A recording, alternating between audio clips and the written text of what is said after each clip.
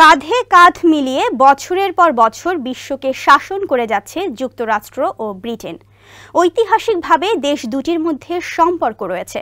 একসময় প্রতাপশালী ব্রিটিশ সাম্রাজ্যের উপনিবেশ ছিল যুক্তরাষ্ট্র, কিন্তু ব্রিটিশদের হারিয়ে স্বাধীনতা লাভ করলেও দুই দেশের সম্পর্কে এতটুকু ভাটা পড়েনি, বরং সময়ের সঙ্গে সঙ্গে যেন তা আরও জোরালো হয়েছে।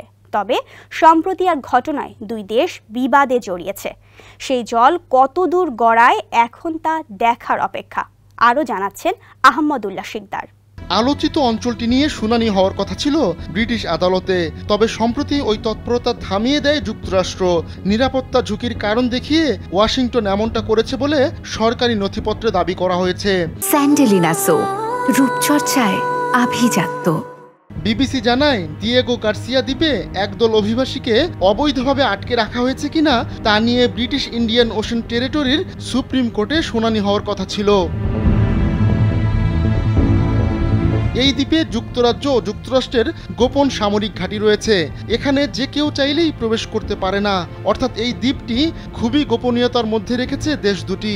গেল সপ্তাহে যুক্তরাষ্ট্র জানায়, ওই দ্বীপে অভিবাসীদের প্রতিনিধিত্ব করতে আইনজীবীদের এবং বিবিসির প্রেস সদস্যদের অনুমতি প্রত্যাহার করেছে তারা।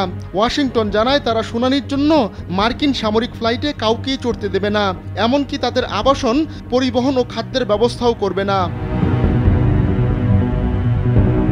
গেল 2021 সালের অক্টোবরে কয়েক ডজন অভিবাসী দিয়েগো গার্সিয়া দ্বীপে পৌঁছায়। তাদের দাবি ছিল নিপীড়ন থেকে বাঁচতে পালিয়ে বেড়াচ্ছিলেন তারা, এজন্য রাজনৈতিক আশ্রয় চাইতে কানাডা যেতে চাইছিলেন তারা।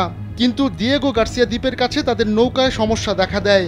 শুনানির অংশ হিসেবে আইনজীবী ও মিডিয়া কর্মীদের অভিবাসীদের বন্দি শিবির ও দিয়েগো গার্সিয়া দ্বীপের আরও কয়েকটি স্থানে যাওয়ার কথা ছিল। এ নিয়েই যুক্তরাষ্ট্রের যত আপত্তি।